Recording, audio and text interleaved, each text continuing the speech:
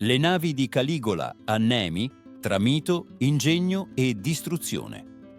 Sul fondo del lago di Nemi per secoli rimasero sommerse due imbarcazioni straordinarie costruite per ordine dell'imperatore Caligola.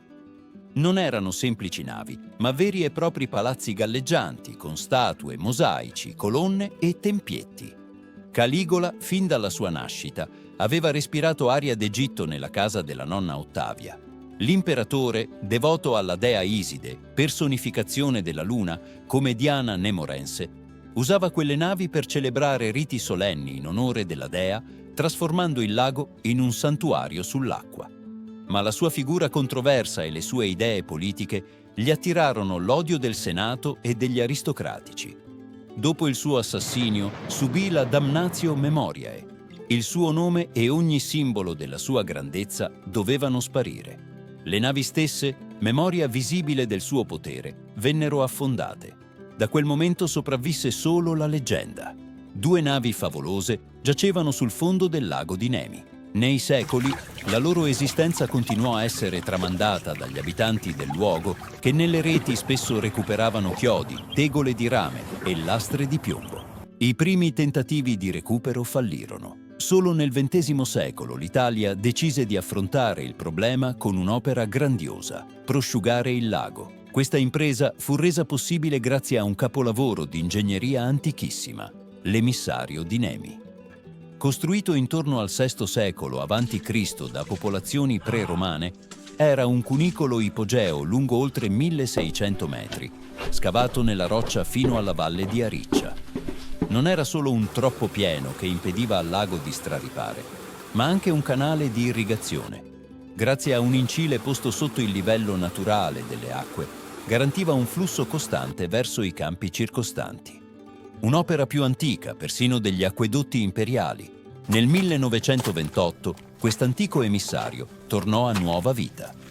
Con l'ausilio di potenti pompe idrovore, il livello del lago fu abbassato di oltre 10 metri e le acque defluirono di nuovo nel cunicolo.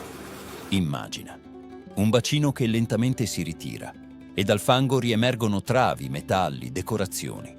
Alla fine, i resti delle due enormi navi imperiali tornarono a vedere la luce dopo quasi 2000 anni e con esse riemersero reperti straordinari. La mano in bronzo, originariamente posta sull'ingresso di una porta, serviva a tenere lontano il male e la sfortuna.